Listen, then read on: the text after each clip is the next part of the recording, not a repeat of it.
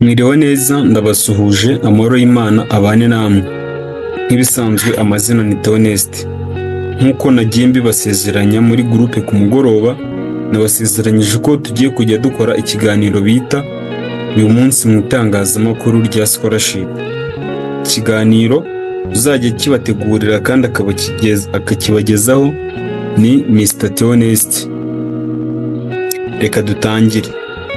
Ese ni izihe scholarship zihari twapurayingamo uyu munsi? Scholarship ya mbere ihari ni scholarship iri gutangwa muri Institut Catholique de Kabgayi. Ahangaha hari scholarship ebyiri, katuvuge ku ya mbere. Iyi scholarship ya mbere abantu bemerewe kuyapurayingamo ni abantu bize HEG, HEGEL, REG, MEG, EDKK, LFK, HEL, IKK. Iyi scholarship bikaba byaratangajwe yuko umuntu ufite amanota 50 kuzamura yemerewe kuyapurayingamo. Iyi scholarship igihe yatangiriye gukorerwa hagaragaye amakosa mu bantu bagiye bakora iyi scholarship, aho bakoraga scholarship bageramo hagati bagasanga nta nguzanyo bemerewe, kandi chance ni nk'umuterankunga ari we uri gutanga amafaranga azishyurirwa umunyeshuri uzaba wemerewe iyi scholarship. Niyo mpamvu tubasaba abantu ko abantu mwakoze iyi scholarship mukaba mwarakozemo amakosa munabizi ko mwatugana tukabafasha ibintu bikagenda neza. Iyi scholarship byatangajwe ko hazatangwa amafaranga yo kwiga gusa, amafaranga agutunga ukwezi ntabwo azatangwamo. Bitandukanye n'iyi scholarship ya kabiri yo muri Institut Catholique de Kabgayi n'ubundi tugiye kuvugaho, iri gutangwa na Ministry of Health. Iyi ngiyi ni tuition fee ndetse na living allowance. Ahangaha abantu bemerewe kuyapurayingamo ni abantu bize MCB, PCB na BCG. Ahangaha uzaba selected azakora ikizamini nk'uko byatangajwe. Ahangaha umuntu usaba kwiga muri Institut Catholique de Kabgayi agomba kuzasaba isomo rimwe rya nursing. Nursing niyo uzasaba muri Institut Catholique de Kabgayi, niyo yonyine yemewe. Katuvuge kuri scholarship ya kabiri. Scholarship ya kabiri ni scholarship iri gutangwa muri Romania. Ni za scholarship ziba zitangwa hanze. Romania ni igihugu giherereye ku mugabane w'Uburayi, aho kiri muri leta z'Uburayi. Ahangaha bari gutanga scholarship, aho iyo ugeze muri systeme yabo usanga n'Abanyarwanda bemerewe gusaba iyi scholarship, barabyemerewe. Niyo mpamvu amahirwe atagomba kugucika, cyane ko deadline ari kuri 16 z'uku kwezi kwa gatatu. Ntucikwe rero. Ugeze muri systeme yabo usanga harimo faculty nyinshi, ugahitamo iyo ushaka. Muri Google form yanjye nakoze abansaba service muzi ko mbereka faculty ziba zirimo. Tujye kuri scholarship ya gatatu iri gutangwa na Mastercard ku bufatanye na African Leadership University. Iyi ALU cyangwa se African Leadership University bari gutanga scholarship yo muri September intake 2025, aho buri munyarwanda wese aba yemerewe kwapurayinga muri ALU. Ahangaha hari faculty eshatu, iyo bita Software Engineering, Entrepreneurial Leadership na International Business. Ahangaha muri faculty ya Entrepreneurial Leadership ibintu byose waba warize birimo entrepreneur cyangwa se birimo economics uba wemerewe gusaba iyo faculty ya Entrepreneurial Leadership. Naho ku bantu bize ibintu biri related na computer muba mwemerewe gusaba faculty ya Software Engineering. Naho abandi bantu mwize economics, business n'izindi faculty ziri related n'ibintu by'amabusiness, muba mwemerewe gusaba international business. Iyi scholarship irahari, irafunguye, abashaka ko tubafasha mwatugana abafasha, turibuze kubaha inimero ku musozo w'iki kiganiro. Ntarasoza nabibutsa ko muri iyi application yo muri African Leadership University, iyo bagufashe wabaye admitted, ubuhinduriwe ubuzima, cyane ko abahabaye babaho nk'abazungu.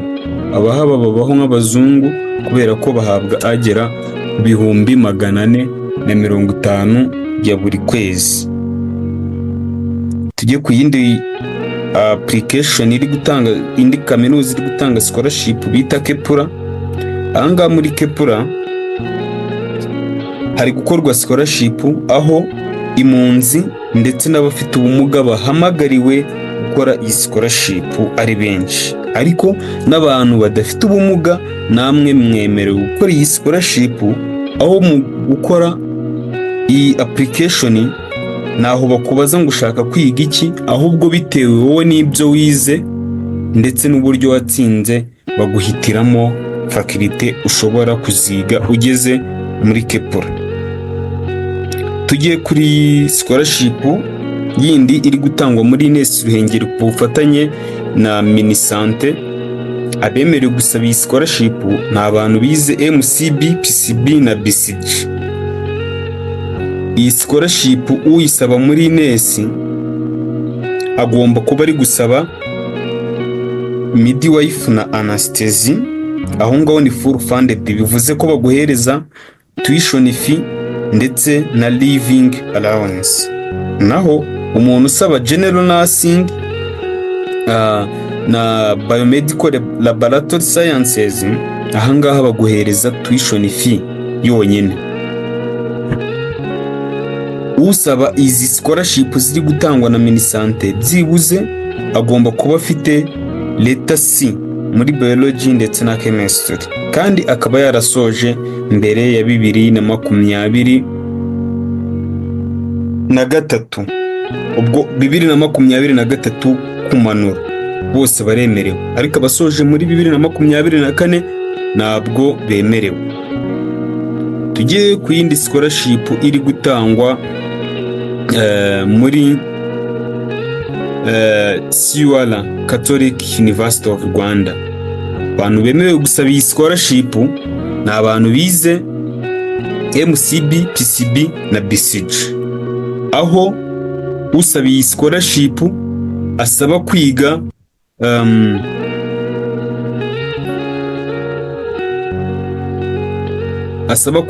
general nursing, bakamuhereza tuition fee and living allowance, ndetse usaba kwiga anesthesia we bamuhereza tuition fee yonyine. Byumvikane neza, nimujya gukora izi scholarship mujye kuzikora mwasobanukiwe ibintu byose uko bimeze.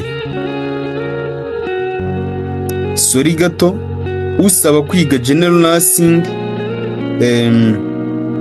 bamuhereza tuition fee yonyine, naho usaba kwiga anesthesia bakamuhereza tuition fee na living allowance. Aho ni muri Kibogora University.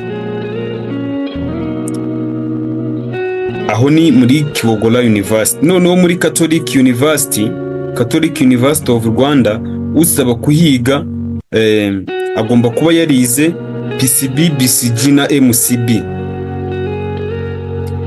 Usaba hari scholarship z'ubwoko bubiri, full funded, aho baguhereza tuition fee na living allowance ndetse na tuition fee only.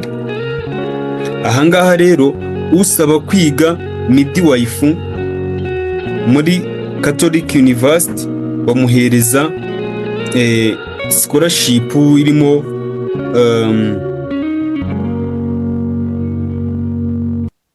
amafaranga gutunga ku kwezi n'amafaranga agufasha kwishura amasomo.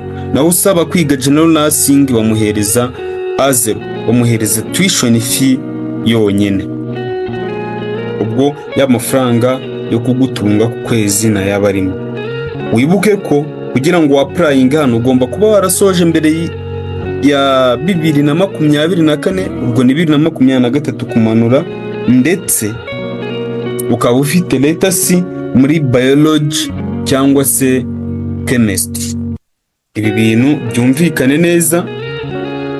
Ubwo scholarship twaba tubafitiye uyu munsi mu itangazamakuru rya scholarship ni izo ngizo. Reka tubonane ku munsi w'ejo tugenda tubashakishiriza amakuru, tunabasobanurira ku bijyanye n'ama scholarship ahari, uko agomba gukorwa, kandi ibintu bikazagenda neza. Soza ndibutsa abantu bakoze application muri Institut Catholique de Kabgayi ku mufatanyabikorwa wa Chansen International, mukaba musanga ahakabaye harimo Chansen International, harimo self funded.